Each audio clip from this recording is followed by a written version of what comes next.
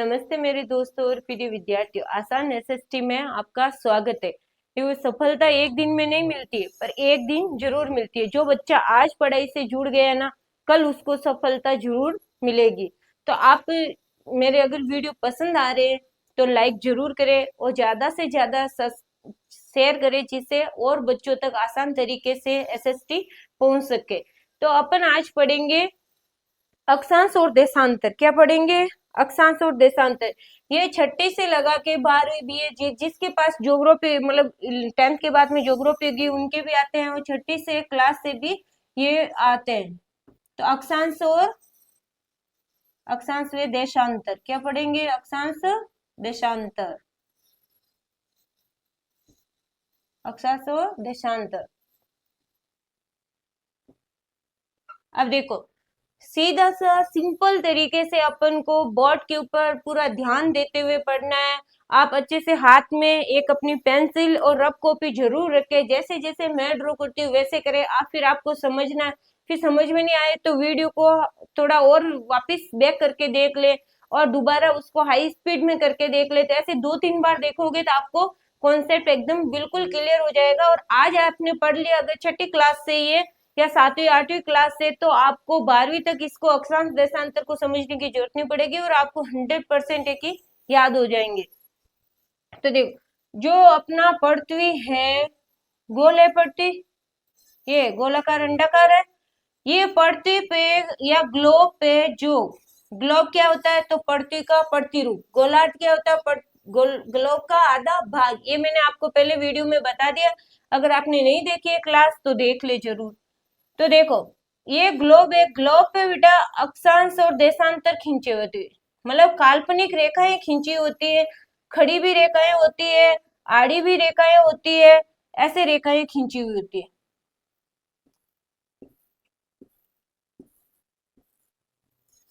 तो ग्लोब पर जो खड़ी और आड़ी रेखाएं खींची हुई है, इनका ग्रिड बना हुआ है, इनका जाल बना हुआ है।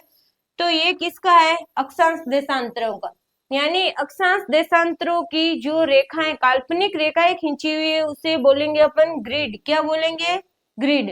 और अक्षांश किसे, देखो छोटा ही बनाते हैं अपन। अक्षांश किसे, छोटा क्यों बनाए, बड़ा बनाते हैं। और अक्षांश देशांतर अपन क्यों पढ़ रहे हैं? दोनों, अगर दोनों अपन ने सही से पढ़ लिए तो अपन विश्व के किसी भी जगह की सही स्थिति पता कर सकते हैं कि वो कौन सी जगह पे स्थित है। इसलिए अक्षांश देशांतर पढ़ाया जाता है या बताया जाता है। यानी अपन के घर की भी स्थिति पता कर सकते हैं कि अपन कौन से अक्षांश पे, कौन से देशांतर पे अपना घर है, अपना गांव है, अपना शहर है, वो आप देख सकते हो। तो देखो, अक्षांश जो होते हैं ना बेटा, ये आड़ी रेखाएं होती है। कौन सी रेखाएं होती है? आड़ी रेखाएं। अक्षांश रेखाएं कौन सी रेखाएं होती है? आड़ी रेखाएं। आड़ी रेखा का मतलब क्या है?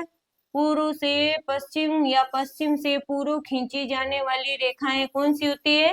अक्षांश रेखाएं। अब अक्षांश रेखाओं, पहले अपन अक्षांश पढ़ लेते हैं।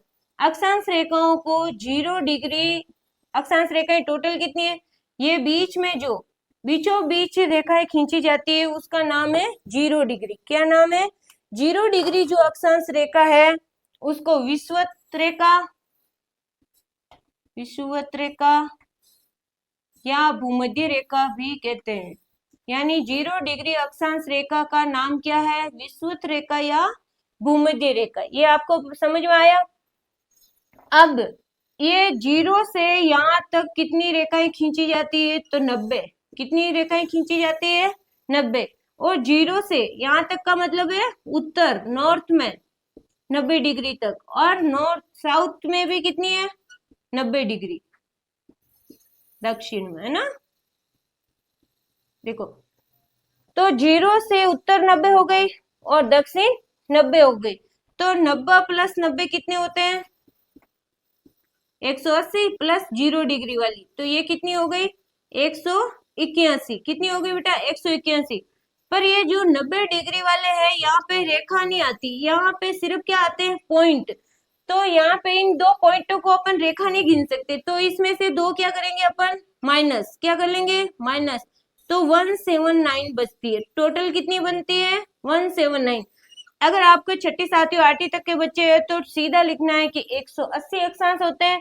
और बड़ी क्लासों में आपको समझाई जाए 0 डिग्री को काउंट किया जाता है, फिर पॉइंटों को भी बाहर निकाल दिया जाता है, इन दोनों पॉइंटों को, क्योंकि ये अक्षांश रेखाएं नहीं, अपन क्या गिन रहे हैं, रेखा। रेखा कितनी है, रेखा मतलब लाइनें कितनी बनी हुई है। तो ये हो गए अपने टोटल, इसमें समझ में आया आपको। अब जो 0 डिग्री भूमध्य रेखा है, मतलब 0 डिग्री से अक्षांश रेखा, उसको नाम दिए अपन ने भूमध्य रेखा या विषुवत रेखा। और 90 डिग्री ये उत्तरी ध्रुव हो गया, और ये दक्षिण ध्रुव। अब जो ये बीच में खींची हुई है मैंने 23.5 डिग्री उत्तरी अक्षांश रेखा, 23.5 डिग्री उत्तरी अक्षांश रेखा का नाम है कर्क रेखा। क्या नाम है, कर्क रेखा। देखो मैंने भारत, आपको भारत की स्थिति बताई थी, आकार और स्थिति, उसमें बताया था कर्क रेखा अपने भारत के बीचों बीच से गुजर रही है, और कौन कौन से राज्य से गुजर रही है ये भी बताया हुआ। तो आप वीडियो जरूर देखें पीछे वाले, कर्क रेखा। और 23.5 डिग्री जो दक्षिण अक्षांश रेखा है वो क्या है, उसका नाम है मकर रेखा। क्या नाम है बेटा, मकर रेखा। तो 23.5 डिग्री उत्तर की अक्षांश रेखा, उसका नाम कर्क रेखा, और 23.5 डिग्री दक्षिण में जो रेखा है उसका मकर रेखा। और जो यहाँ पे है 67.5 डिग्री, 67.5 डिग्री उत्तर और 67.5 डिग्री दक्षिण में, साउथ में। तो ये है आर्कटिक वर्त, ऊपर आर्कटिक है, ऊपर आर्कटिक महासागर है ना, तो आर्कटिक वर्त। और ये हो गया अपना अंटार्कटिक वर्त,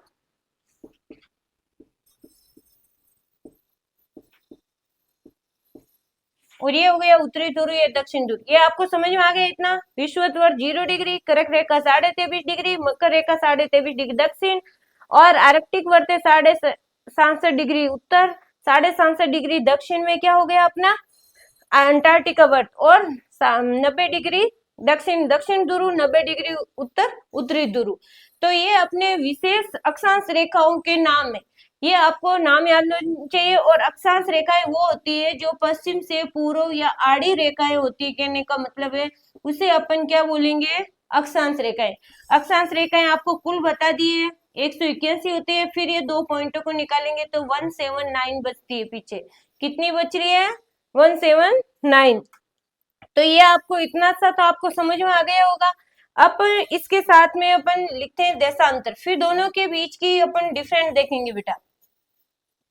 देशांतर में ज्यादा कुछ करेंगे नहीं, छोटा सा गोला बना लेते। लो, ये गोल नहीं बना है पर गोल होना चाहिए ना। तो देखो 0 डिग्री जो देशांतर रेखा है, ये बीचों बीच इसके इधर यानी ये उत्तर से दक्षिण जो लंबवत रेखा होती है, खींची जाने वाली होती है, खड़ी रेखाएं होती है, वो क्या है, देशांतर। खड़ी रेखाएं क्या है बेटा, देशांतर। ये अपना उत्तर हो गया, ये दक्षिण हो गया, ये पश्चिम हो गया, और ये पूर्व हो गया। तो जो 0 डिग्री बीच वाली है, तो 0 से इधर पश्चिम की तरफ कितनी है, 180, और पूर्व की तरफ भी कितनी है, 180। तो 180 प्लस 180, 180 पूर्वी देशांतर, 180 पश्चिम देशांतर, ये कितने हो गए, 360। तो कुल देशांतर कितने हैं, 360। कुल अक्षांश कितने हैं, तो 179, या आप 180 बोल सकते हो, या आपको सटीक तरीके से सही कि मेरे को तो कंपटीशन की तैयारी के लिए तो ये चीज है, ठीक है। अब देशांतर हो गया। अब अक्षांशों का अपन इसको क्या बोलते हैं, 0 डिग्री को प्रधान रेखा, क्या बोलते हैं बेटा, प्रधान रेखा। जैसे 0 डिग्री इसको क्या बोलते हैं, अक्षांश को भूमध्य रेखा या विषुवत रेखा, इसको बोलते हैं प्रधान रेखा या ग्रीनविच रेखा। इसके नाम लिख लो आप, ग्रीनविच रेखा या यामोत्तर रेखा। तो ये तीन नाम हो गए। 0 डिग्री देशांतर के नाम क्या हो गए, प्रधान रेखा, ग्रीनविच रेखा और यामोत्तर रेखा। यहाँ तक आपको चीज समझ में आ गई होगी। तो ये इनकी रेखा याद करनी है, उनकी रेखा वगैरह याद करनी है। और ये क्या हो गया, ग्रिड, यानी अक्षांश देशांतरों का जो जाल होता है वो है ग्रिड। अब अपन देखेंगे कि अक्षांश देशांतरों से कैसे किसकी स्थिति और दोनों में क्या अंतर है, विशेष रूप से इन दोनों के अंतर के बारे में अपन देखेंगे। तो देखो यहाँ पे शॉर्ट में मैं लिख रही हूं, तुम लोग लिख लेना सही से। दिशा यहाँ पे लिख देती हूँ अक्षांश, और यहाँ पे देशांतर है ना, दोनों के बीच में ऐसे अंतर कर रहे हैं अपन। दिशा, तो दिशा का देखो इसकी क्या दिशा है, तो पश्चिम से पूर्व, ये कैसे खींची जाती है, पश्चिम से पूर्व ऐसे, और इसकी दिशा है उत्तर से दक्षिण या दक्षिण से उत्तर। तो ये हो गई दोनों में दिशा में फर्क, कि अक्षांश रेखाएं जो पश्चिम से पूर्व खींची जाती है और देशांतर रेखाएं जो उत्तर से दक्षिण खींची जाती है वो देशांतर हो गई। फिर है इनकी लंबाई, लंबाई में क्या है देखो, इनकी लंबाई है जो ये लंबाई कम होती जाती है, जैसे ध्रुव की तरफ जाएगी यहाँ पे तो क्या आ जाता है, एकदम बिल्कुल पॉइंट आ जाता है। तो इनकी लंबाई असमान है, कैसी है बेटा, असमान, असमान, यानी ध्रुवों पर बिल्कुल क्या हो जाती है, छोटी, ध्रुवों पर छोटी, यानी एक पॉइंट हो जाता है, तभी तो अपन ने 2 माइनस किए यहाँ पे, यानी इनकी लंबाई समान नहीं है। और जो देशांतर रेखा है इनकी सबकी लंबाई क्या होती है, समान होती है, समान, ये अर्धवृत्त बनाती है, इनकी लंबाई समान अर्धवृत्त बनाते हुए। चलो अब अपन पढ़ रहे हैं, मतलब ये हो गई दिशा और ये इसकी लंबाई और संख्या। तो ये कितनी है, सीधा ऐसे 180 लिखो या 179, इसमें अभी तक ऐसे ही चल रहा है, कुछ मानेंगे 181 सही है, 181 आपको मैंने बता दिया कैसे सही है, 90 90 प्लस 181 करते हैं, कुछ इन दोनों को पॉइंट को किताबों में बाहर निकाल दिया गया तो 179 है, और छठी सातवीं की किताबों में सीधा 180 संख्या दी जाती है कि 90 डिग्री उत्तरी अक्षांश और 90 डिग्री तक दक्षिणी अक्षांश, इस प्रकार से आपको समझाया जाता है। और इनकी संख्या कितनी हो गई अपने 360। तो देखो दिशा हो गई, लंबाई हो गई और संख्या हो गई, और समान अंतर। अब देखो समानांतर,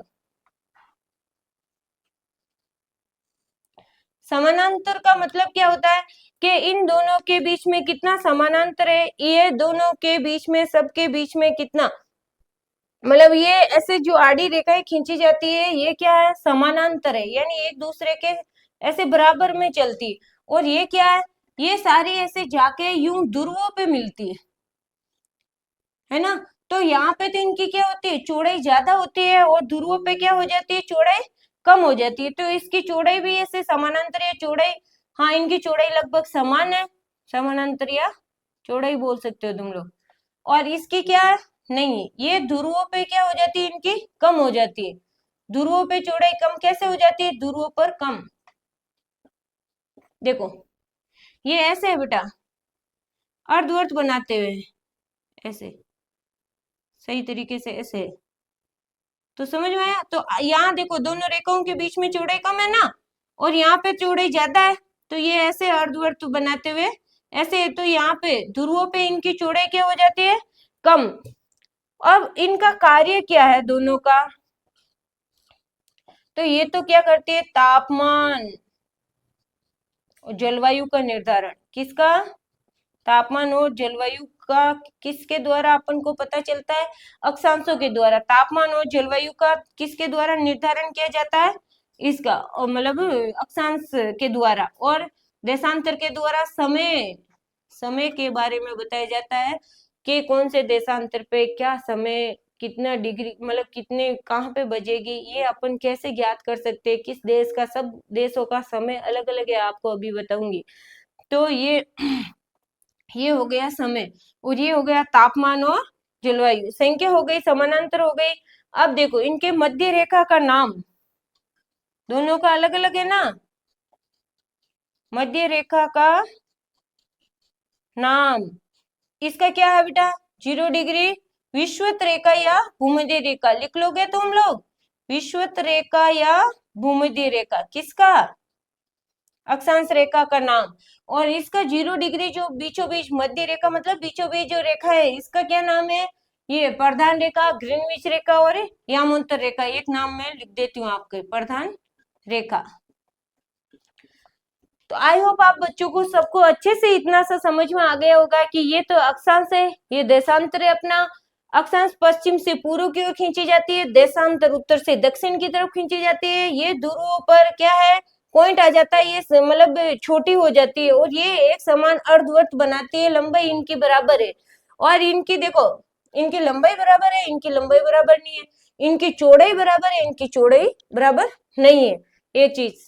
और इनकी संख्या ये हो गई। अपना कार्य क्या, तो ये तापमान का निर्धारण करती है। क्या निर्धारण करती है, तापमान का, के कहाँ पे क्या तापमान रहने वाला, ये अपन अक्षांश रेखाओं के द्वारा देखते हैं। और जलवायु का भी निर्धारण अक्षांश के द्वारा ही ज्ञात करते हैं। और समय का अपन किसके द्वारा, समय का ज्ञात देशांतर रेखाओं से करते हैं।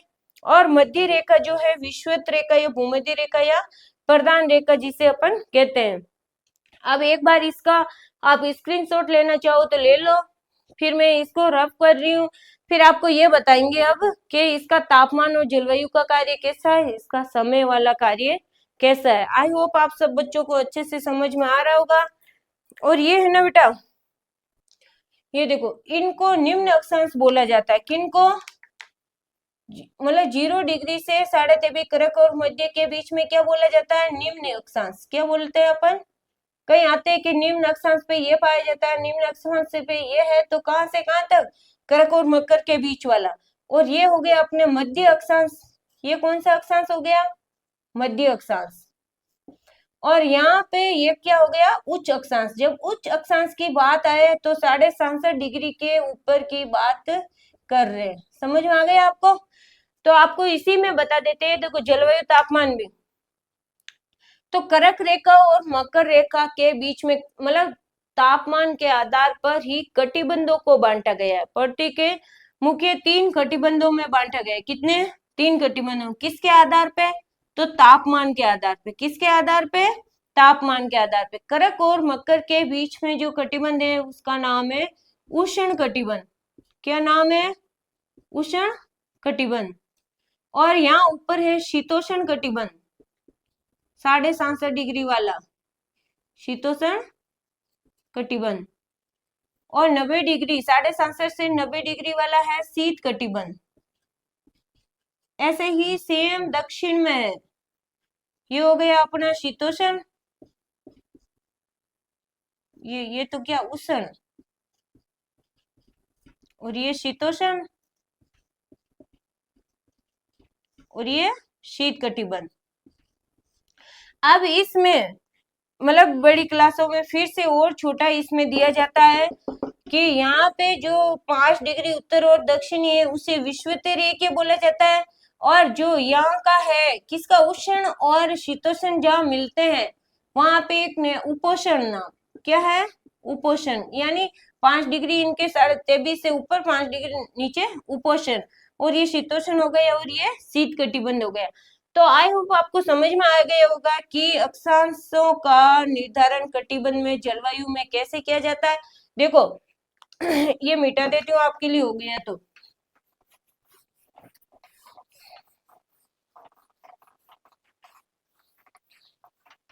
ये जो निम्न अक्षांश है ना बेटा, जो सूर्य है, सूर्य की किरणें यहाँ पे सीधी पड़ती है। सीधी पड़ने की वजह से यहाँ उष्ण यानी तापमान क्या रहता है, बहुत अधिक। तापमान क्या रहेगा, बहुत ज्यादा तापमान रहेगा। यानी देखो, अपन आग जलाते हैं, सर्दियों में अपन आग के पास में बैठते हैं, तो जो पास में ज्यादा रहता है उसके आग ज्यादा आती है, जो दूर रहता है उसके नहीं आती है। या अपन कहीं पे भी गैस के पास या गर्म चीज के पास में जितना पास में रहेंगे उससे अपन को गर्म गर्म ज्यादा महसूस होगा। तो यहाँ पे सूर्य की किरणें सीधी पड़ती है एकदम से, और ध्रुवों पे सूर्य की किरणें क्या पड़ती है, तिरछी। क्या पड़ती है, तिरछी। तिरछी होने की वजह से यहाँ क्या जाता है, तापमान कम। तो भूमध्य रेखा से ध्रुवों की तरफ जाने पे तापमान क्या होता है, कम। समझ में आया आपको। भूमध्य रेखा पे ध्रुवों की तरफ कम क्यों होता है? क्यों भूमध्य रेखा पे सूर्य की किरणें सीधी पड़ती है और ध्रुवों पे सूर्य की किरणें तिरछी पड़ती है, इस वजह से तापमान यहाँ क्या हो जाता है? कम। तो यहाँ उष्ण का मतलब है गर्म होता है, तो उष्ण कटिबंध हो गया। फिर यहाँ कम तापमान है तो शीतोष्ण कटिबंध हो गया। यहाँ बहुत ही कम तापमान पहुंचता है तो शीत कटिबंध नाम दे दिया। यानी तापमान के आधार पर ही कटिबंधों को बांटा गया है। और तापमान आपको बता दिया कि सूर्य की किरणें सीधी, फिर तिरछी, है ना। जितना मतलब सूर्य की किरणें जैसे अपने ऊपर रहेगा, दोपहर में पेड़ की छाया होती है, वो एकदम सूर्य जब ऊपर होता है तो पेड़ की छाया क्या रहती है? थोड़ी सी देर में होती है और बहुत तेज धूप लगती है अपन को। और जैसे ही सूर्य मतलब शाम होने लगती है या सुबह होती है तो पेड़ों की छाया क्या होती है? लंबी होती है। लंबी होने की वजह से अपन को धूप वगैरह तापमान अपने पास कम पहुंचता। तो वैसे ही ये लंबी दूरी हो जाती है। समझ में आ गया आपको? अब जो देशांतर है बेटा, ये हो गया इसका कटिबंध वगैरह, है ना। तो देशांतरों से अपन समय कैसे ज्ञात कर लें? जो ये ग्रीनविच रेखा है, इससे अगर अपन जाएंगे किधर, देखो ये ग्रीनविच रेखा है। ग्रीनविच रेखा को मानक समय रेखा भी माना गया है और इसको 24 खंडों में बांटा गया है। कितने में? 24 खंडों में। कैसे? देखो, एक देशांतर से दूसरे देशांतर पर अपन जाएंगे तो 4 मिनट का अंतर है। कितने मिनट का? 4। यहाँ पहुंचेंगे तो यहाँ 4, यहाँ 4, 4, 4, ऐसे प्लस करते रहेंगे अपन। समझ में आया? तो अपन अगर 0 डिग्री से पूर्व की तरफ जा रहे हैं तो समय क्या होगा? प्लस, समय जुड़ेगा। अगर अपन वापस पश्चिम की तरफ आ रहे हैं तो समय क्या होगा? माइनस। ये आपको समझ में आया? यानी समय कैसे ज्ञात करें? ये 0 डिग्री से अपन जा रहे हैं तो समय प्लस। मैंने आपको बताया था लास्ट वीडियो में कि भारत है जो ग्रीनविच से 5.5 घंटे आगे। कितने घंटे आगे है? तो भारत क्यों आगे? भारत पूरे गोलार्ध में इसलिए आगे। अगर भारत पश्चिम में होता तो क्या होता? पीछे होता इसका समय। अब देखो समय कैसे निकाला है अपन ने भारत का। तो भारत की जो समय मानक रेखा है बेटा वो है 82.5 डिग्री पूरी देशांतर रेखा। कौन सी है? 82.5 डिग्री पूरी देशांतर रेखा। तो जो ये 82.5 डिग्री पूरी देशांतर रेखा है, ये 0 डिग्री पे अगर 1 बजे है तो अपने भारत में 5.5 घंटे कैसे आगे है? 5.5 कैसे बज गए हैं? देखो मैं आपको बताती हूँ। तो एक देशांतर से दूसरे देशांतर के बीच में अंतर होता है 4 मिनट का। यानी अपन एक देशांतर पहुंचेंगे, दूसरे देशांतर जाएंगे तो 4 मिनट का अंतर आएगा। तो 82.5 डिग्री पूरे देशांतर है, तो 82.5 को 4 से अपन इंटू करेंगे तो कितना आएगा? 330। कितना आएगा? 330। अगर सीधा इंटू नहीं हो रहा है तो ये आधा छोड़ो। देखो आधा 4 बार गिनो, आधा, आधा, आधा, आधा, ये कितना हो गया? 2। ये 2 मिनट हो गए अपने। 82 से तो इंटू करने आते हैं आपको सबको। तो ये देखो 8, ये हो गया 24, है ना, 32। ये देखो, एक चौक का मतलब 4 का पहाड़ा 2 बार बोला 8, और 8 का पहाड़ा 4 बार बोला 32। फिर ये 2 मिनट अपन ने जोड़ लिए तो ये क्या हो गया? 330। तो अपन इसको 4 से इंटू क्यों किए? कि एक देशांतर से दूसरे देशांतर के बीच में 4 मिनट का अंतर है और अपने भारत की मानक समय रेखा है जो 82.5 डिग्री पे है, इसलिए 82.5 डिग्री देशांतर तक अपन को +4 +4 +4 करेंगे। इससे अच्छे 4 से सीधा इंटू कर लें तो कितने आएंगे? ये 330 क्या है बेटा? मिनट। 330 क्या है? मिनट आए हैं आपके पास में। अब यहाँ तो बोल दिया है कि 5.5 घंटे आगे, तो मिनटों को क्या बदलेंगे अपन? घंटों में बदलेंगे। तो 360 का 1 मिनट, 1 घंटे में 60 मिनट होते हैं। कितने मिनट होते हैं? तो मिनट है तो मिनट का ही भाग देंगे, इसमें अपन बनाएंगे घंटे। तो 60 का भाग दिया, 60 का भाग 330 में दिया है। देखो 5 30, 5 बार गया, पीछे बचा 30 मिनट, 3 बचे 30 मिनट, ये आ गया। आप इसको भाग देके देख लेना, 5 घंटे 30 मिनट ही आएगा। अगर आपको डायरेक्ट देना आता है तो ऐसे दे लो, या अपने जैसे आपको ऐसे करके छोटी क्लास के बच्चे हैं ऐसे करके दे रहे हैं तो भी दे लो। मतलब 0 से 0 कट करके फिर 6 का इसमें 33 में भाग दे लो, तो आ रहे हैं 5.5 घंटे। कितने आ रहे हैं? 5.5 घंटे। इसीलिए भारत का समय क्या है? 5.5 घंटे आगे। तो आपको क्या याद करना है? एक ट्रिक याद रखनी है, इतनी गणित में आपको नहीं उलझना है। तो देखो सबसे पहले आपको दे दिया जाए कि देखो 10 डिग्री पूर्व में एक गांव है ना, 10 डिग्री देशांतर, पूरे देशांतर में, पूरे देशांतर पर दोपहर के 1 बजे, कितने बजे बेटा? दोपहर के 1 बजे। और एक 35 डिग्री पूरे देशांतर पर रहे, ए यहाँ पे खड़ा है, यहाँ पे बी खड़ा है, पूरे देशांतर पर है, तो यहाँ पे क्या टाइम हुआ होगा? समझ में आ रहा है? अपन क्वेश्चन सोल्व कर रहे हैं। यहाँ दोपहर के 1 बजे हैं, 10 डिग्री पूरी देशांतर पे, तो 30 डिग्री 35 डिग्री पूरी देशांतर पे क्या बजेगा? तो ए यहाँ खड़ा है तो बी को फोन करके पूछता है कि तेरे क्या टाइम हुआ, तो बी टाइम अलग बताता है, तो कैसे बताएगा? तो 10 के बीच में यहाँ कितनी लाइनें होगी? तो 35 से अपन 10 क्या करेंगे? माइनस। माइनस क्यों किए? इन दोनों के बीच में कितने देशांतरों का विस्तार है, इसलिए अपन ने क्या किया? माइनस। तो ये आ गए 25। तो अब 25 देशांतरों तक का समय ज्ञात करना है। बीच में 25 है, तो एक देशांतर से दूसरे देशांतर के बीच में अंतर कितना है? 4 मिनट का। तो इसे इंटू किया 4 से, तो क्या है? 100। 100 क्या है बेटा? मिनट। मिनट क्यों है? 4 भी क्या थे? मिनट। घंटा बनाएंगे तो किसका भाग देंगे? 60 का। तो क्या आएगा? मतलब सीधे ही दे दो, 60 का एक बार गया, पीछे कितने मिनट बचे हैं? 40। कितने बचे हैं? तो 1 घंटा 40 मिनट। ये क्या निकला आपने? 1 घंटा 40 मिनट। तो यहाँ पे 1 बजे, तो अपन पूर्व की तरफ ही जा रहे हैं, तो समय क्या होगा? जुड़ेगा, तो क्या बजेंगे? 2:40 यहाँ पे क्या होगा? 2:40। समझ में आया क्या आपको? देखो सबसे पहले जो दो देशांतर दिए हुए होते हैं उनको करना आपस में माइनस, यानी फिर बीच वाले देशांतर आ जाएंगे। जो देशांतर आए उनके साथ करना है 4 से इंटू, मतलब पहले बाकी, फिर गुणा और फिर भाग। फिर भाग किसका दोगे? 60 का।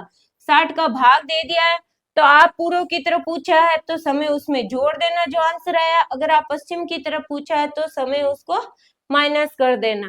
आपको समझ में आया कि नहीं आया? मुझे जरूर बताए।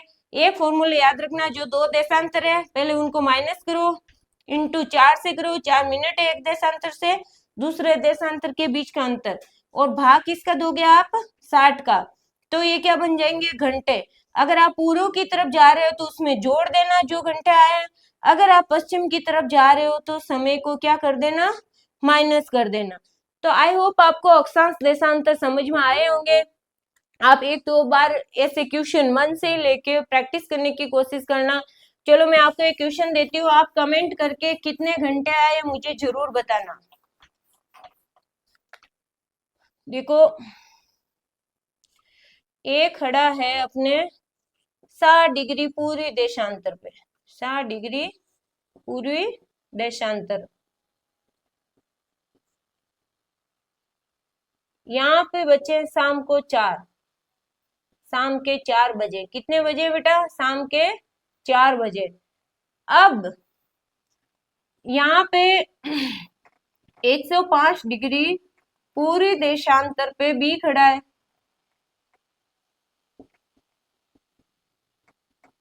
यहाँ पे कौन खड़ा है? बी। तो यहाँ को शाम के 4 बजे, तो यहाँ कितने बजे हैं? आप मुझे ये क्वेश्चन नोट कर लो और फिर आंसर इसका निकाल के जरूर बताना कमेंट में कि मैडम इसका आंसर ये रहा। अगर आपको समझ में नहीं आया तो भी बताना है। क्या करना है? दोनों देशांतरों को माइनस में करना है, चार, फिर जो माइनस की संख्या है उसको 4 से इंटू करना है, फिर 60 का भाग देना है, और भाग दे के अगर पूर्व की तरफ है तो समय को जोड़ना है, तो आपका आंसर जरूर आ जाएगा। तो आई होप आप सब बच्चों को क्लास समझ में आ गई होगी। और बहुत सारे ऐसे बच्चे हैं, यानी अपनी एक छोटी सी कोशिश ही किसी बच्चे की जिंदगी बदल सकती है। तो आप जरूर उन बच्चों तक पहुंचाने की कोशिश करें और ज्यादा से ज्यादा चैनल को शेयर करें और सब्सक्राइब जरूर करें। Thank you.